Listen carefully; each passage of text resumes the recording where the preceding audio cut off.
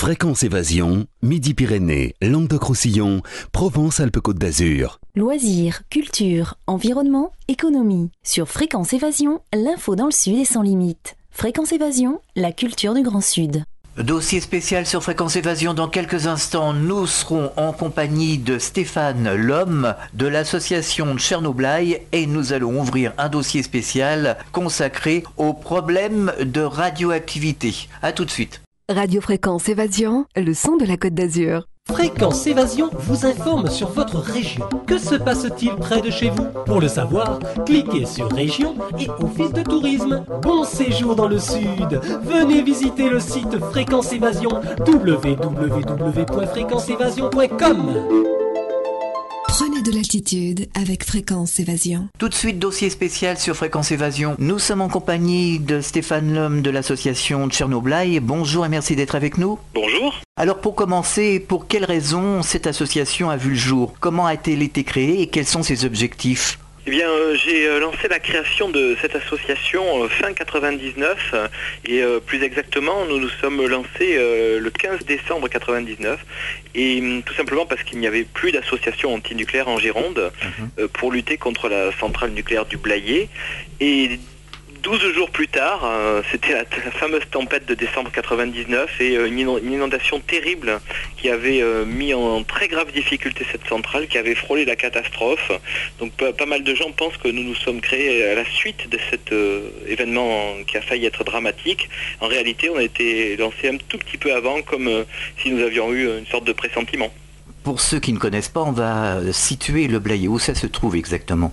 Alors le Blayais se situe à peu près une quarantaine de kilomètres au nord de Bordeaux. Sur la rive gauche de la Gironde, c'est le fameux Médoc avec ses grands crus.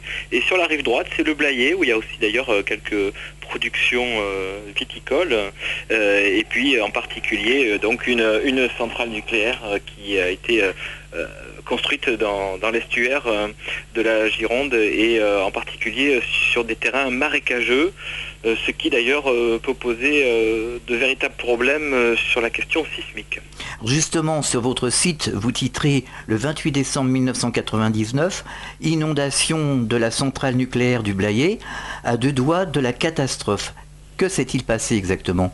Eh bien, malgré tous les calculs des ingénieurs d'EDF qui avaient assuré que quoi qu'il arrive, l'eau de la Gironde ne pouvait pas passer par-dessus la digue qui était censée protéger la centrale. Eh bien, au contraire, l'eau est passée par-dessus et les moteurs de secours qui étaient en souterrain ont été totalement inondés. Ils avaient de l'eau jusqu'au plafond, donc ils étaient totalement dans l'incapacité de fonctionner. Et comme évidemment, dans le cadre de la tempête, avec des vents terribles qu'il y avait, les lignes d'évacuation de l'électricité sont tombées, eh bien, il y a eu un moment donné où il n'était plus possible de refroidir tout simplement le cœur des réacteurs, un petit peu comme ce qui s'est passé à Fukushima. Sauf que au Blayais, un petit peu miraculeusement, deux autres moteurs diesel ont pu être démarrés et ont permis d'assurer le refroidissement de la centrale. Mais comme l'a titré d'ailleurs le quotidien Sud-Ouest le 5 janvier 2000, c'est-à-dire dizaine de jours plus tard, eh bien on était passé très près de l'accident majeur. Donc quelles ont été les réactions dans la région? Est-ce que les gens ont vraiment pris conscience? Non, la réaction a été de colère parce que effectivement c'est en réalité un responsable de l'autorité de sûreté nucléaire régionale qui a téléphoné à Sud-Ouest, qui a pris contact avec un des journalistes et qui l'a rappelé plusieurs fois pour lui essayer de lui faire prendre conscience de la gravité de la situation. Disons qu'on savait plus ou moins qu'il y avait eu de l'eau qui était rentrée dans la centrale, mais personne n'imaginait ce qui s'était passé réellement. Et donc il a fallu que cette personne prenne ses responsabilités, peut-être au-delà même de son rôle. Et on se demande d'ailleurs si elle n'a pas eu des sanctions par la suite, mais pour faire comprendre la gravité de la situation et que finalement, grâce au gros titre du quotidien Sud-Ouest, qui est donc titré très près de l'accident majeur, pour que la population comprenne qu'on était passé justement près d'un désastre. Alors vous vous êtes adressé à Alain Juppé, qui était député maire de Bordeaux à l'époque. Quelle a été sa réaction ? On n'a jamais pu avoir de réponse précise, mais il y a quelques semaines, au cours d'une interview, l'hélicologiste médiatique Yann Arthus-Bertrand, qui a beaucoup de défauts par ailleurs, mais au moins pour une fois il a été un peu utile, puisque dans une interview, il a reconnu un jour, Alain Juppé lui avait avoué qu'au cours de la nuit, donc du 27 au 28 décembre 99, il avait été appelé par la préfecture, qui lui avait dit: Monsieur le maire, si on n'a pas récupéré la situation d'ici une demi-heure, on évacue Bordeaux. Ah oui, donc, quand même. C'est pour vous dire à quel point, lorsque nous disons qu'on est passé près du désastre, eh bien, ce ne sont pas des allégations d'écologistes ou d'antinucléaires irresponsables, comme on l'entend si souvent dire, mais c'est la vérité. On a vraiment frôlé Fukushima, on va dire, 12 ans plus tôt. Alors justement, face à tous ces problèmes, on pense au problème de Fukushima au Japon, la catastrophe qui a failli arriver donc en 99 dans le Blayais. Que pensez-vous de l'attitude de Nicolas Sarkozy qui, en plein désastre nucléaire, soutient encore le nucléaire ? Eh bien, M. Sarkozy fait partie de ces gens absolument, on va dire, arc-boutés sur la défense absurde de l'industrie nucléaire. Et évidemment, il ne prend absolument pas conscience de la réalité de ce qui s'est passé à Fukushima. Malheureusement, on pouvait s'y attendre, mais on se demande s'il ne souhaite pas véritablement un Fukushima ou un Tchernobyl en France pour enfin comprendre ce qui se passe. Oui, d'ailleurs, de nombreux auditeurs nous disent que c'est un comportement irresponsable pour un chef d'État. Oui, tout à fait. En plus, il utilise des arguments, c'est d'ailleurs un bien grand mot, puisqu'il parle de retourner au Moyen-Âge sans le nucléaire, des choses comme ça, qui sont vraiment du niveau du café du commerce et certainement pas d'un chef d'État. Et quand on voit que l'Allemagne a décidé d'arrêter 7 réacteurs d'un coup à la suite de Fukushima et va se dépêcher de fermer tous les autres le plus vite possible, eh bien, écoutez, si entre l'Allemagne et M. Sarkozy, il y a quelqu'un qui est ridicule, je crois que la question est très vite tranchée. Avez-vous des contacts avec les pouvoirs publics ou les membres du gouvernement? Et si oui, quelles sont leurs réactions? Non, les membres du gouvernement et les pouvoirs publics sont complètement alignés sur la doctrine qui est défendue par M. Sarkozy, mais qui a été défendue de toute façon par les différents présidents de la République, à savoir que, quoi qu'il arrive, le nucléaire est bon pour la France, et la réalité est complètement contraire. Et d'ailleurs, on pourrait prendre point par point la plupart des arguments avancés pour prétendre que l'énergie nucléaire serait favorable à la France. On pourrait prendre par exemple la question de l'indépendance énergétique. On nous dit que le nucléaire apporte l'indépendance énergétique, alors qu'en réalité, de la même manière qu'on achète le pétrole et le gaz à l'étranger, eh bien, la France achète 100% de son combustible nucléaire, c'est-à-dire l'uranium. Et c'est d'ailleurs malheureusement pour ça qu'actuellement on a 4 personnes qui sont otages, qui ont été enlevées au Niger. C'était des personnes qui travaillaient sur les mines d'uranium françaises du Niger pour nourrir les réacteurs nucléaires. Et donc, eh bien, c'est la démonstration qu'on n'a pas d'indépendance énergétique avec le nucléaire. L'indépendance énergétique, ça répond à des critères très précis. C'est en particulier, évidemment, la provenance du combustible. Si ces personnes avaient été en train d'installer des éoliennes quelque part en France, eh bien, elles ne seraient pas otages actuellement. Alors, sans compter les problèmes de recyclage, on en a parlé dans des précédentes émissions avec la CRIRAD et sortir du nucléaire. Ça, c'est un gros problème, le recyclage. Oui, alors la gestion, comme on dit, des déchets radioactifs est quelque chose d'impossible. On nous parle de recyclage justement pour un petit peu jouer sur les mots, faire croire comme un petit peu comment on recycle les déchets ordinaires, le papier, et qu'on pourrait recycler les déchets radioactifs. En réalité, le retraitement est une opération qui consiste simplement à séparer les différentes matières des déchets radioactifs, c'est-à-dire l'uranium, le plutonium et les déchets ultimes, mais il n'y en a aucun qui disparaît, et au contraire, au cours de ces opérations, beaucoup de radioactivité est rejetée dans l'environnement, et à la fin, eh bien, on se retrouve avec ces différents déchets qui sont séparés les uns des autres, qui sont conditionnés dans des fûts ou vitrifiés, et finalement, rien n'a changé, la radioactivité est toujours là, et ces déchets, eh bien, il n'y a aucune solution pour en faire quoi que ce soit. Alors on pourrait peut-être rappeler la durée de vie de ces éléments.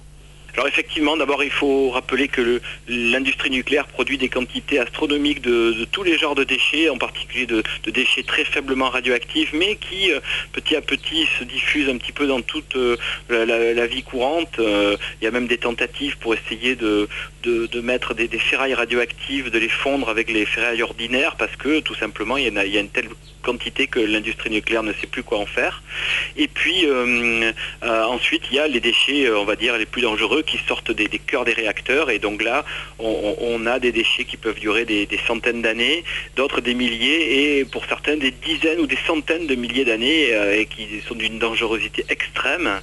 Les promoteurs du nucléaire ne manquent jamais l'occasion de rappeler que ils ont des solutions à peu près correctes pour 99,6% des déchets radioactifs, et ils oublient évidemment de rappeler que les 0,4% qui restent concentrent justement 96% de la radioactivité. C'est exactement pratiquement le chiffre inverse, et donc finalement même en stockant les déchets faiblement radioactifs, d'abord ça ne constitue pas forcément des solutions satisfaisantes, mais de toute façon il reste ces immense, extraordinaire quantité de radioactivité.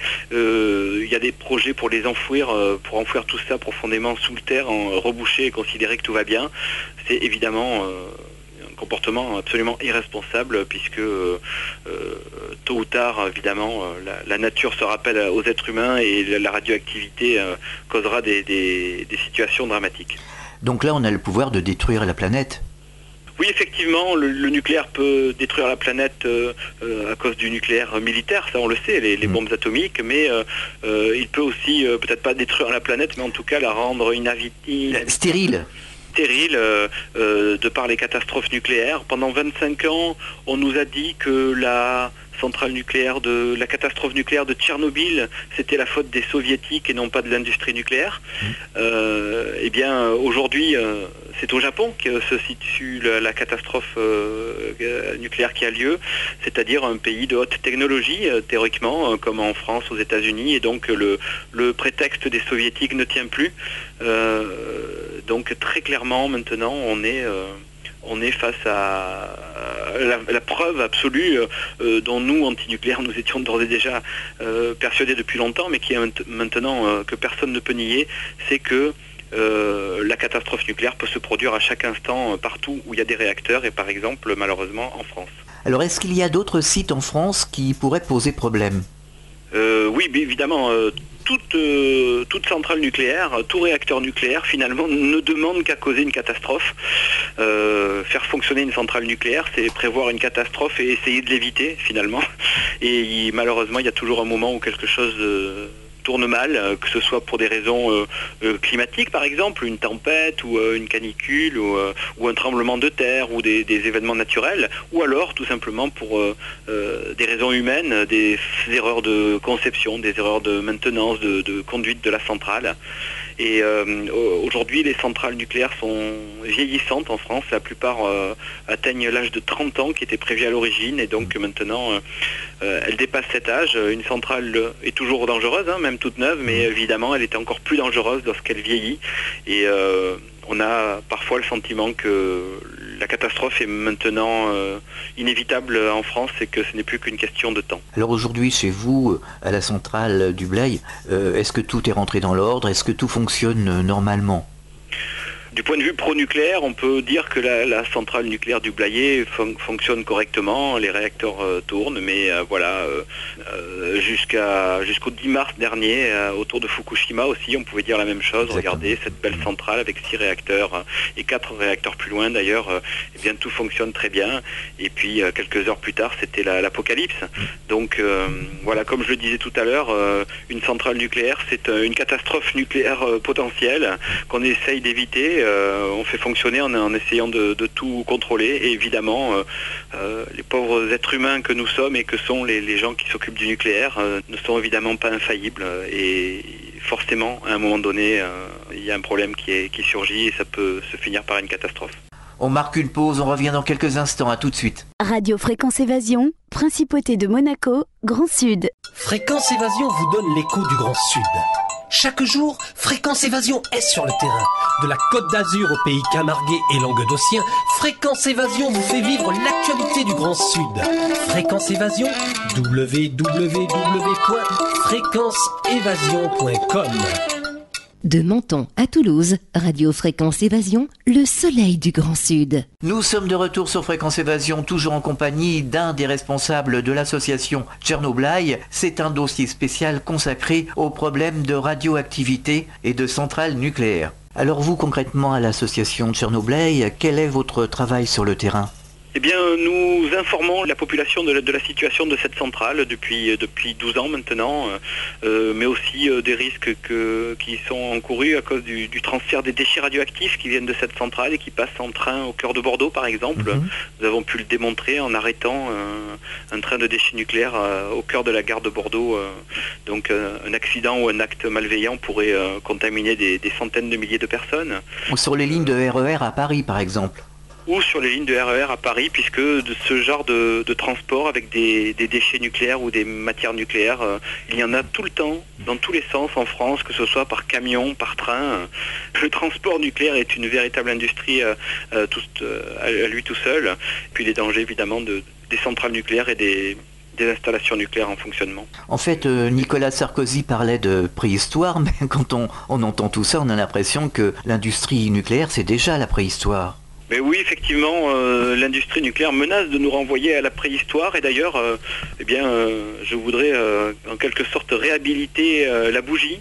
Depuis fort longtemps, on nous cloue le bec en nous disant que comme on refuse le nucléaire, on veut retourner à la bougie, s'éclairer à la bougie. Eh bien, je dirais que la bougie est une technologie de pointe qui fonctionne encore après un tsunami et un séisme. Et actuellement, autour de Fukushima, il y a des dizaines ou des centaines de milliers de personnes finalement qui ont recours à la bougie pour s'éclairer dans la mesure où la belle centrale nucléaire qui était à côté a explosé. Alors aujourd'hui, on a l'air de dénigrer ou de rigoler de l'éolien, par exemple, ou des panneaux photovoltaïques. Qu'en pensez-vous ? Oui, écoutez, il faut regarder la situation au niveau de la planète sur les énergies, parce qu'en France, on a trop de désinformation qui nous fait croire qu'on ne peut pas vivre sans le nucléaire. En réalité, 85% de la consommation mondiale d'énergie sont couverts par le trio pétrole, gaz, charbon. 13% par les énergies renouvelables et 2% seulement par le nucléaire. Donc finalement le nucléaire c'est un danger maximal pour une contribution très faible à la marche économique de la planète et qui plus est une contribution très faible et qui va encore diminuer nettement puisque il y a déjà donc 10 réacteurs accidentés au Japon, les 10 de Fukushima, 6 de la fameuse centrale accidentée et 4 un petit peu plus loin qui sont arrêtés aussi. Aujourd'hui même, le Japon vient d'arrêter 3 nouveaux réacteurs qui sont très très menacés par les risques sismiques. Et puis d'autres centrales ont des problèmes au Japon suite aux différents événements qui se sont produits comme à Onagawa. À ça on peut rajouter que l'Allemagne a fermé 7 réacteurs d'un coup juste après Fukushima pour essayer d'éviter justement une catastrophe en Allemagne. Donc ça fait déjà une bonne vingtaine de réacteurs qui sont fermés, qui ne redémarreront plus. Et donc finalement, la part du nucléaire dans l'énergie mondiale, qui est donc de 2%, va certainement tomber à 1,5% ou quelque chose comme ça, très rapidement. Donc on voit que s'il y a un espoir pour des énergies propres et renouvelables, eh bien, ce sont justement les énergies renouvelables qui sont donc actuellement environ 13% de la consommation mondiale d'énergie. Ce n'est pas assez, mais c'est en tout cas une part qui est en augmentation exponentielle. C'est un manque de volonté politique finalement. Il y a en France évidemment un manque de volonté politique, ou plutôt une grande volonté politique de protéger l'industrie nucléaire pour des raisons idéologiques et d'empêcher l'avènement des énergies renouvelables, alors que, in fine, tout le monde le sait bien, ce seront les seuls qui resteront, puisque les réserves de pétrole, de gaz, de charbon et d'uranium s'amenuisent. Et ce qui conduit d'ailleurs la France à faire ami-ami avec des dictateurs. On a vu M. Sarkozy à côté de M. Kadhafi quand il a essayé de lui vendre des réacteurs nucléaires en 2003. Et bien tout récemment, M. Sarkozy est allé faire ami-ami avec le dictateur du Kazakhstan, M. Nazarbayev, tout simplement pour essayer d'accéder aux réserves d'uranium du Kazakhstan, puisque l'uranium s'amenuise et que pour alimenter ces réacteurs, la France cherche désespérément des réserves d'uranium à l'étranger, et on retombe sur la question de la non-indépendance énergétique, comme je l'avais déjà expliqué tout à l'heure. Alors pourquoi s'obstiner dans cette voie? Pourquoi les lobbies ne se recyclent-ils pas avec ces énergies renouvelables? Eh bien, tout simplement, en France, le nucléaire est une idéologie d'État avant d'être une énergie. Donc voilà, depuis fort longtemps, pour les élites, le nucléaire, c'est la France, c'est la grandeur de la France, c'est presque le gaullisme, c'est le général de Gaulle, c'est une centrale nucléaire à lui tout seul. C'est lui qui a lancé les programmes nucléaires, qui étaient militaires au départ, mais qui se sont doublés ensuite de l'industrie de production d'électricité.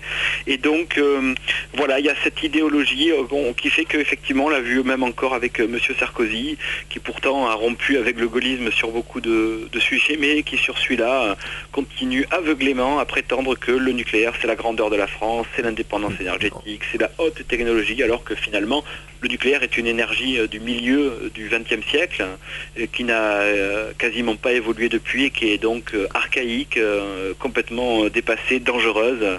Une énergie du passé qui peut nous ramener une fois de plus au Moyen-Âge, contrairement à ce que disait M. Sarkozy, qui lui croit qu'on retournerait au Moyen-Âge sans le nucléaire. Mais on ne vit plus avec le gaullisme, on n'est plus avec De Gaulle aujourd'hui, on est avec des faits bien concrets, on est un peu dans la folie là. Oui, mais effectivement, si vous voulez, il y a une incapacité des élites françaises à rompre avec cette idéologie nucléaire qui a traversé les décennies, tout simplement, peut-être parce que ces gens-là ne veulent pas arriver devant l'opinion publique en disant, écoutez, on s'est trompé depuis 50 ans, on a fait fausse route avec le nucléaire. Il n'y a pas de mal à se tromper, hein. Il n'y a pas de mal à se tromper. Hein. Eh bien oui, mais là, ces gens-là, c'est-à-dire qu'ils sont allés tellement loin dans le nucléaire que reconnaître maintenant que c'était une erreur, ça leur paraît insurmontable, et donc finalement, c'est la fuite en avant vers le nucléaire, et c'est ainsi que EDF a prévu d'investir 600 millions d'euros dans chaque réacteur en France pour essayer de le faire fonctionner au-delà de 30 ans, tant bien que mal, jusqu'à 40, 45, 50 ans, jusqu'à ce qu'il y ait des explosions évidemment, et 600 millions d'euros par réacteur, ça fait 35 milliards pour l'ensemble du parc nucléaire. Et d'ailleurs, il y a quelques jours, M. Sarkozy lui-même disait que sortir du nucléaire nous coûterait 45 milliards. Mais écoutez, continuer le nucléaire coûterait 35 et certainement plus, puisque on sait que les factures en général sont beaucoup plus élevées à l'arrivée. Donc finalement, on s'aperçoit que sortir du nucléaire ne coûterait pas plus cher que de continuer dans cette voie de garage. Donc bien écoutez, il y a juste à le faire. Cette voie dangereuse. Une voie dangereuse, évidemment, voie de garage, voie dangereuse, qui peut nous mettre en danger, comme le montre la situation actuelle à Fukushima. Nous sommes gouvernés par des irresponsables, en fait. Hein. Tout à fait. Voilà, il faut le dire. Il faut le dire parce que là, la situation est très dangereuse. Oui, bien sûr, on le voit à Fukushima, où d'ailleurs la situation, même si on va dire il n'y a plus d'images extraordinaires comme ces réacteurs qui explosaient, mais la catastrophe continue, les réactions dans les cœurs en fusion continuent, et ces cœurs fondus menacent de s'enfoncer, de percer le bas des réacteurs et de descendre dans la terre, de toucher des nappes d'eau, et à ce moment-là de creuser des explosions encore plus violentes qui démultiplieraient la catastrophe qui d'ores et déjà est absolument dramatique. Et que se passe-t-il du côté de Tchernobyl? Est-ce que la situation est stabilisée? On n'en parle pas beaucoup finalement. Eh bien, Tchernobyl démontre que la catastrophe nucléaire a pour caractéristique de s'aggraver au fil du temps, et au lieu de s'estomper au fil du temps, puisque maintenant les populations vivent dans des zones contaminées, des millions de personnes continuent jour après jour de manger ce qu'ils ont sous la main, c'est-à-dire des produits agricoles contaminés, et l'espérance de vie en Ukraine et en Biélorussie baisse, les enfants ont des maladies causées par la radioactivité, des maladies très graves de cœur, de tout un tas de genres de problèmes, donc voilà, c'est la catastrophe nucléaire qui s'aggrave au fil du temps. Avez-vous un message adressé aux auditeurs de Fréquence Évasion? Eh bien oui, tout simplement qu'ils rejoignent les associations antinucléaires pour essayer de peser, essayer de de changer les choses en prenant l'exemple de certains pays qui ont toujours refusé le nucléaire, hein, comme par exemple l'Autriche, hein, ou qui maintenant décident de s'en passer, comme l'Allemagne, de sortir le plus vite possible, ou d'annuler leur programme, comme l'Italie, ainsi de suite. Donc je crois qu'il y a beaucoup de gens ont enfin compris ce qui se passait avec la catastrophe de Fukushima, et les élites françaises, elles, n'ont toujours rien compris, donc c'est à la population de se mobiliser pour les aider à comprendre. Alors vous avez un site internet, vous allez nous donner l'adresse ? Oui, donc c'est le site de Tchernobyl, l'association de Tchernobyl, qui est un jeu de mots évidemment entre Tchernobyl et puis la ville de Blaye, à côté de laquelle se trouve la centrale. Et donc c'est Tchernobyl avec B-L-A-Y-E à la fin, hein, au lieu de Bill, tchernobyl@free.fr. D'accord. Ou tchernobyl.free.fr pour le site. Alors que peut-on trouver sur ce site ? Eh bien, pas mal d'informations, des images aussi de la belle manifestation que nous avons réalisée le 25 avril dernier avec 1500 personnes devant la centrale. Voilà, et puis tout un tas d'informations sur ces risques, sur la façon dont EDF tente de tromper l'opinion publique. Voilà. Vous avez des relations avec les autres associations antinucléaires comme la CRIRAD, comme Sortir du nucléaire, etc. Oui, alors effectivement, la CRIRAD en particulier, ce n'est pas une association antinucléaire, c'est un laboratoire indépendant qui fait des mesures, qui révèle des contaminations. C'est pour ça que des gens pensent qu'elle est antinucléaire, mais elle se contente, si on peut dire, ce qui est déjà une activité absolument fondamentale, de faire la vérité, de révéler des contaminations par exemple. Et donc c'est un travail absolument indispensable qui est ensuite mis à disposition de la population, des citoyens, des collectivités territoriales, qui se retrouvent par exemple des fois avec des anciennes mines d'uranium abandonnées, et qui font appel à ce laboratoire indépendant pour savoir ce qu'il en est réellement des contaminations, parce que évidemment, une fois de plus, les industriels du nucléaire, ils sont surtout intéressés à produire l'électricité pour nous la vendre de plus en plus cher, et ça les intéresse pas tellement ensuite de payer beaucoup d'argent pour remettre en état et décontaminer les sites. Alors justement, en parlant de ça, Nicolas Sarkozy disait récemment que si on était avec des énergies renouvelables comme l'éolien, on paierait 3 ou 4 fois plus cher l'électricité. Donc, qu'est-ce que vous pensez justement de cette remarque de Nicolas Sarkozy ? Eh bien, si on avait investi dans les énergies renouvelables autant qu'on a mis dans le nucléaire depuis 40 ans, eh bien, on pourrait dire exactement l'inverse, c'est-à-dire s'il y avait des gens qui proposeraient de sortir du renouvelable pour rentrer dans le nucléaire, on pourrait leur dire mais vous vous rendez pas compte, on paiera l'électricité 4 fois plus cher ou peut-être 10 fois plus cher, puisque finalement on s'aperçoit que le coût réel de l'électricité nucléaire est absolument démesuré, et d'ailleurs beaucoup de pays ont annulé la plupart de leurs programmes nucléaires parce que justement dans ces pays le nucléaire c'est juste une énergie, c'est pas une idéologie, et finalement des grandes entreprises qui n'ont absolument pas de scrupules environnementaux, hein, mais par contre ont des bonnes calculettes, ils ont fait les comptes, et aux États-Unis en particulier, les grandes entreprises se sont aperçues que l'électricité nucléaire était de loin beaucoup trop cher, et ont annulé tous les projets, la plupart des projets qui existaient, pour mettre à la place d'ailleurs beaucoup de projets d'énergie renouvelable. C'est un pays où il y a beaucoup de place, donc il y a en particulier des parcs éoliens gigantesques qui permettent pour le coup d'avoir une véritable indépendance énergétique, puisque on ne va pas acheter le combustible à l'étranger. Et finalement l'électricité coûte toujours de plus en plus cher, donc on n'est même pas gagnant avec ces centrales nucléaires.